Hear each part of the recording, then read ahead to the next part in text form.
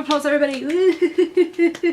Oh my gosh. So I feel like if you've been watching my videos the past couple of weeks, I've been alluding to something. And the something is I'm gonna be doing 28 pieces of content over 28 days, i.e. February. I'm gonna be uploading a video every single day. So if you remember, I said at the beginning of the year that this year is going to be full of challenges. And my challenge for this month is making a video every single day. Now, you might be thinking, Alice, did you pick the shortest month to do this? Why, yes. Yes, I did. But nevertheless, it's also like, I didn't want to do it in January because I feel like we're all kind of dealing with stuff. But February, and have you seen how neat February looks? I just feel like, what a fantastic fit. Anyway, so I didn't just want to make like a ta-da, here I am video, but also I wanted to like tie in a little something else. And so today I'm going to tell you about the 11 things that I have identified that held my sanity together within 2020. You know, in the UK we're in our 3rd national lockdown currently, so there may be some of these things that you have not yet done. This is effectively like a non-beauty favourites of the year Save Your Sanity special. That's kind of what we're going for here. And we've got like a whole host of things, so let's get cracking. So seeing as you're watching something, let's start with things to watch, shall we? So first of all, I want to talk about normal people. I have the book here, but as you may remember, way back in April, there was a series, a limited run series. I think there was 8 episodes, all based around this book. I've both read the book and watched it, and they are, I feel, very true to one another. So whichever way you wish to consume this content would be a-okay in my books. So the reason why I feel normal people spoke to so many people, myself included, is I just think it details the vulnerability of young love so well, but also that's not the only sort of issue that it tackles. It also covers the themes of class, of power struggles, of male suicide. There's a whole host of things that this series deals with other than, you know, effectively it is a love story, but truthfully I think it is so much more. I think also why I particularly really enjoyed it is well, the book especially is set about almost 10 years ago, and basically I would be the same age as Marianne and Connell. They, I think, would be maybe a year or 2 older than me. So I feel like, particularly with the book, it just feels like, for me, like very nostalgic and reminiscent of my late teens. I don't know, man, I just feel like, yeah, everybody was cooped up, but I really think like it captured universal vulnerability that we've all felt. And, you know, like the lack of communication, lacking communication skills, you know, I just really think that if you haven't watched it or read it, absolutely go for it. However, if you have, I do have a recommendation for you. So recently I finished watching the 5-part series It's a Sin. It's available on Channel 4 and 4 on demand. It's about the AIDS crisis in the 80s and 90s. So again, it kind of has that nostalgic factor in the sense that it's, I don't want to say a period piece, but you know what I mean. You know, like it is not set in modern times, and I think if you liked Normal People, I believe that you would like It's a Sin. It's by Russell T Davies, who did Queer as Folk. I think It's a Sin really is really reminiscent of the type of storytelling that I found in Normal People. So if you liked Normal People and you want a further recommendation, I would recommend to you It's a Sin. Now, seeing as I am uploading this to YouTube, I feel like I should recommend a vlog channel to you. So there has been one vlog channel that I have watched every single day since March, and that is Colleen Ballinger's vlogs. Now I realise that she is super duper popular and is popular for being, I don't know, having a younger audience. I feel, you know, like Miranda Sings isn't something that I watch on YouTube. It's not a channel that I'm subscribed to, and I don't know when I subscribed to her vlog channel. I think it was when she was getting married the first time. I don't know why, it just like came up on my like homepage or whatever. And anyway, I've subscribed and I've dipped in and out of her videos, but she's vlogged every single day since March and I have watched every single one. I think the reason why I particularly want to mention it is because I feel like if you're a similar age to me, you might not think that her content's necessarily geared towards you. Like, she's a mum, she's, you know, in her early 30s, and she doesn't pretend, she's not a children's TV presenter. She acts like a woman who's in her early 30s, who's a wife and a mother. I'm just thoroughly invested. I think what's really cool about it is effectively you feel like you're not alone watching vlogs. I feel like, you know, we're all in this together. Anyway, so if you're looking for a vlog channel to watch. So moving on to stuff that you can listen to. Now, cheeky little plug, in case you didn't know, I have a podcast. I link it down below. My friend and I make a podcast about once a month. there's no consistency to it. It's around once a month, but I can tell you for free that if it's not already gone up by the time that this video goes up, it is like going up imminently. We've got a new one talking actually about a similar subject to this video. So anyway, but we cover a whole host of subjects. So if you'd like to listen to a podcast, if you want to see more of me or hear more of me, that is available too. But I do have another podcast, which is not mine, to recommend. And actually, it's also from another YouTuber / author. It's from John Green. So John Green will be known for The Fault in Our Stars, Looking for Alaska, Paper Towns. This man is a critically acclaimed New York best-selling author, but he also does have a YouTube channel, which is like, I love Vlogbrothers. I also really do enjoy Vlogbrothers as well. Anyway, so I think it was a couple of years ago, he started doing a non-fiction podcast, because like all of his written works are fiction-based, whereas the Anthropocene Reviewed is a series of spoken essays. The premise behind the podcast is he picks 2 random things, completely and utterly random things, and he will review them and give them a 5-star rating. Which, listen, if you've seen my channel, I have a 5-star rating too, but anyway, so he picks like 2 random things within an episode and reviews them. He's actually bringing out a book this year, I do believe, which is the Anthropocene Reviewed in print, but you know, it's predominantly it's a podcast. First and foremost, it's a podcast. Anyway, I have a specific episode to recommend to you. They're also like super duper short. They're like 15 minutes long. There's 2 topics in each one typically, and yeah, super duper fun, easy to listen to, I find. There's a particular episode that I want to recommend to you, and the reason is not only did this is 15 minutes long, this episode, not only did I cry listening to it, I cried when I was relaying the episode to somebody else. Like, this is how much this affected me. So I had to mention it. So the episode is Googling Strangers / Kentucky Bluegrass. John Green's such a wordsmith. And anyway, if you've got 15, I think maybe it's 17 minutes long, I would highly recommend listening to Googling Strangers and Kentucky Bluegrass. So it moved me. It moved me immensely, so much so that I cried. I also had to mention my album of the year, and it was also released last year as well. So, you know, some people did brave releasing new music last year, and my favourite album had to be Petals by Hayley Williams. Yes, I'm a big Paramore fan, but also I think this album is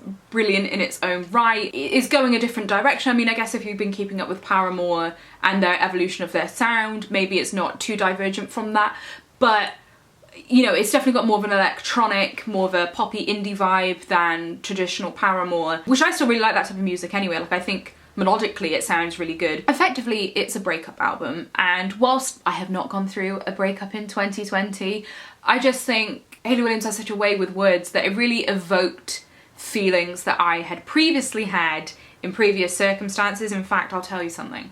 There's a song, Dead Horse, on the album, and I didn't like the song when I first listened to it. However, I kept listening to it, and I came to realise that the reason why I found the song initially quite jarring is because it effectively detailed an experience that I already had, and it was like almost like reliving trauma listening to it.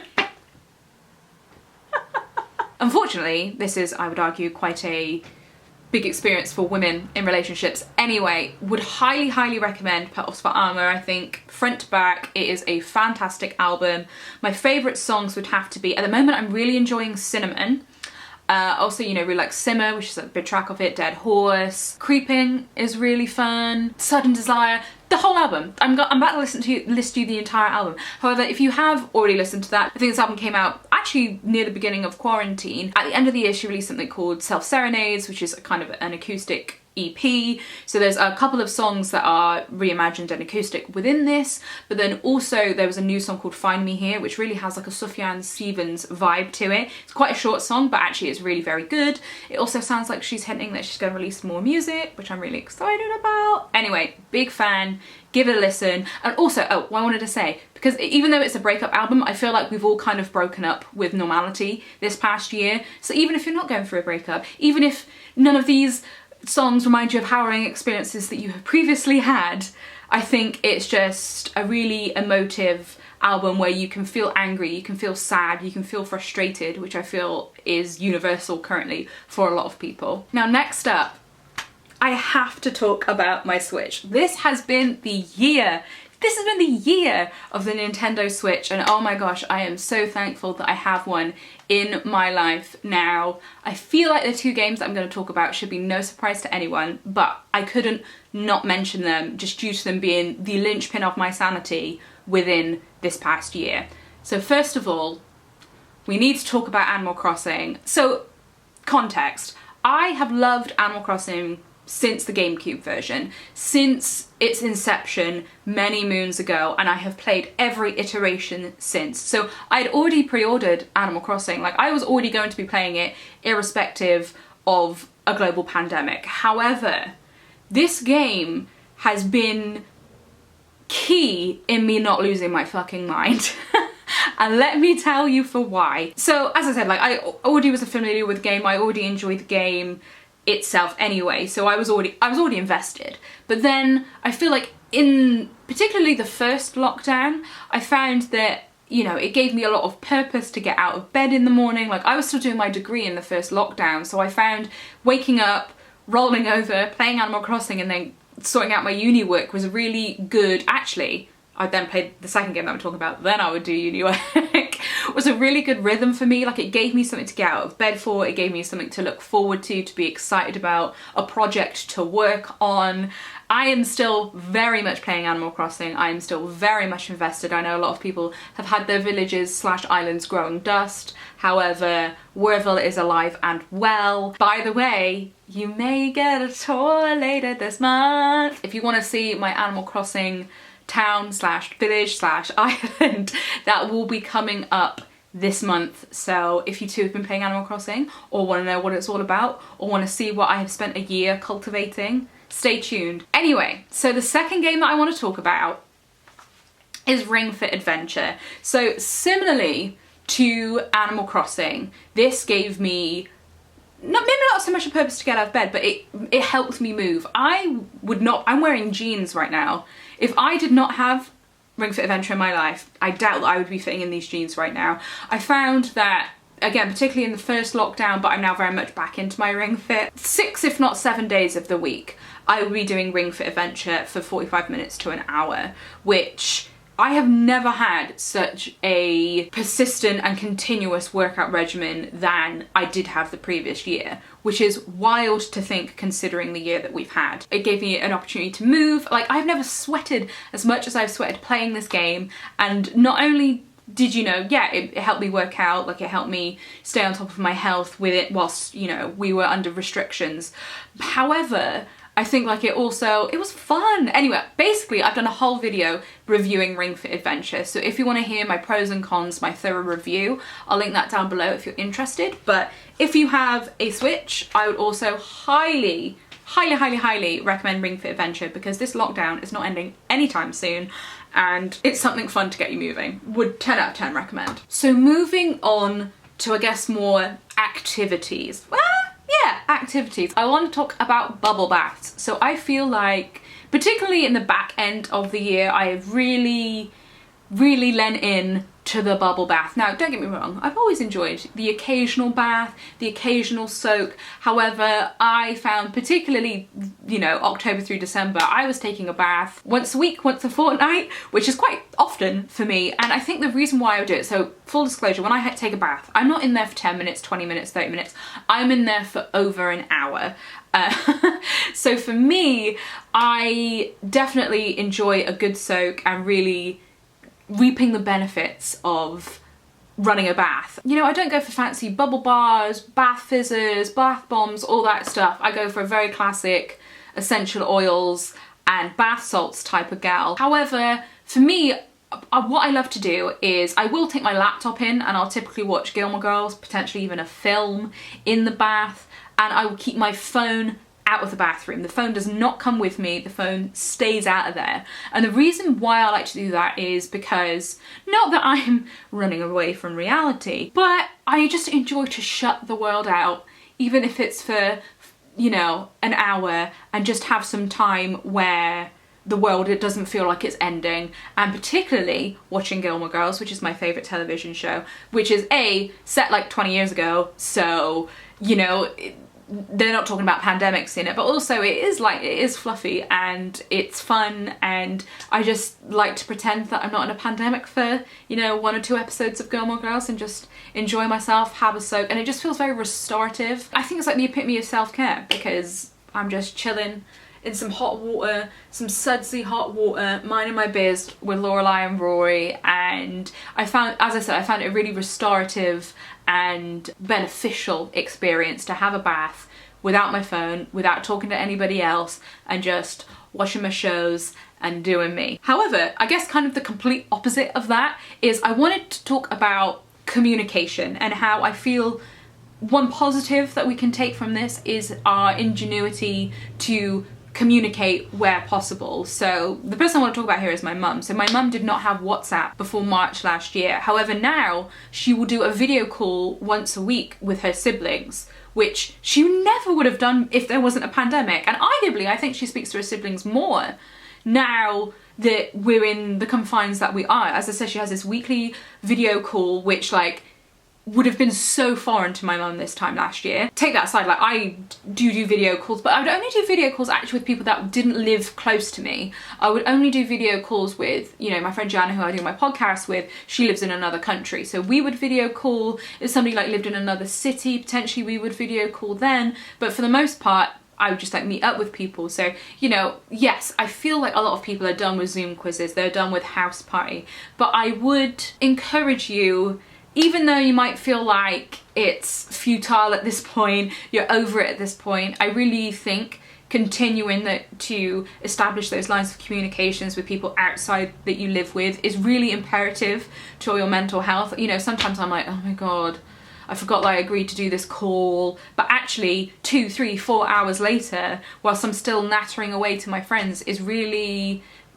it's really good for my mental health. Like, I'm a really sociable person. I'm lucky that I have lots of wonderful people in my life that I like to talk with, I like to keep up with, and yeah, maybe we don't have so much to talk about because nothing's going on, but it's just nice to hang out with people. It's nice to see friendly faces. So if you are feeling burnt out with video calls, I really would encourage you to reach out to your friends, to reach out to your family, and continue to use the technology that we have to, you know, better help your mental health and keep you sane in this time, because I appreciate that everyone's kind of over it, but also you need to move within the confines that we have. In fact, actually, that reminds me of something else that I want to recommend to listen to.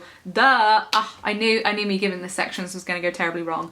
I wanted to talk about Spotify, and specifically their Wake Up Wind Down Daily Wellness podcast. So Daily Wellness is like a playlist that they put together for yourself, but it will include the Wake Up Wind Down podcast, which is produced by Spotify. So in the UK and Ireland, it's hosted by somebody called Niall Breslin, who I believe is a musician, but also has a podcast about mindfulness and all that fun stuff. Actually, one of my friends told me about this because she knows how much I love the sleep casts on Headspace. So the Wake Up Wind Down podcast are part of the Daily Wellness playlist, are twice daily. So you have one in the morning, which is to help you wake up, feel refreshed, kind of hype you up for the day. It's effectively your own little hype man, talking about the day ahead. And then the wind down one is to help you wind down, get ready for bed. So I really got into the groove of using these in the summer, listening to them in the summer when I was like getting ready to go to work. Lol, I'm currently furloughed. So I really got into the habit of using them when I was like getting ready for work, potting around with my headphones in at silly o'clock in the morning, and then also when I'm taking my makeup off and doing my skincare in the evening is another time when I really enjoy using these to sort of like both prep myself for the day and prep myself for bed. I found them really beneficial to me, but also in the Daily Wellness playlist you'll have like a couple of songs. So for me it's kind of like indie bangers. I think it must change depending on your listening preferences, but for me it's never like rock music. It's always like The Killers. In fact, I'm going to tell you what the top 3 songs are in my playlist today. I've got The Killers, I've got The Strokes, I've got The Cardigans, and then there's also other miniature podcasts that get worked into it as well. So there's one called The Daily Pet, Headspace do their own one. Those are typically the 3 that I listen to. Why I wanted to recommend this is it's effectively like having your own hype man in your ears every morning, just kind of like to be encouraging when times are tough and maybe not as fun as they could be. And then also, yeah, it's peppered with like, you know, upbeat music. I would wholeheartedly recommend giving it a go and giving it a good old listen. So next up, I have two things that are screenless that I wanted to talk about. First of all, I wanted to talk about Bop It. So earlier in the year last year, my housemate and I left Bop It out and we would try and beat each other's score on Bop It. I won Bop It. I didn't realise that you could complete Bop It, but I did. So that's exciting. And it was just kind of like, I know a lot of people did like puzzles and like board games and stuff, but I just think like an activity that you could do with somebody else that is off of a screen, because, you know, as I said, we're doing a lot of Zoom quizzes and all that fun stuff, is really beneficial. Like, yes, my housemate and I have watched television shows together and played games together, like computer games together, but this was really fun. Meow! High score, 100. Bop it! Twist it. Oh! Keep trying. You'll get it. Score, 47. That's not bad. I've not played Bop It in a couple of months. I'm going to sleep. Are you ready? I'm going to sleep. There we go. Anyway, so yeah, I wanted to talk about a fun activity. I love Bop It. They're like 20 quid and actually super duper fun. So specifically, I'd recommend Bop It. But also if you've got like Monopoly, Cluedo, Frustration, Kerplunk, I'm trying to think, Jenga, knocking around in the cupboard, maybe crack it out as something fun to do with whoever you live with and off of a screen. Anyway, last but certainly not least, I wanted to talk about a disposable camera that I used up this year. So I bought this camera back in 2018, I think, when I went to Berlin. I bought it in like a random chemist, shot a couple photos of the Brandenburg Gate, and kind of didn't really do anything with it. So I moved earlier last year and I came across it as I was moving, and actually one of my New Year's resolutions, it's a cruel joke, that I had for last year was to take more photographs of my friends. Little did I know, just round the corner, I would spend months and months on end not seeing anybody. Anyway, so when I found this camera and I was like, oh, it kind of reminded me that I wanted to take more photos of my friends, I said to myself that I was going to use it in the summer or when it's sunny. It was a Dodge disposable camera. It was not a good quality one. Not that disposable cameras are good quality. Anyway, I wanted to use it when, and I sort of said to myself, like, when we're allowed out, when we're allowed to see people, I'm going to take photos of people. And that's exactly what I did, which I think why I wanted to mention this, I was still doing something for me, even though the year that I had was not the year that I had planned. So I don't know, maybe there's something that you thought about last year that you wanted to do that maybe you couldn't quite sort.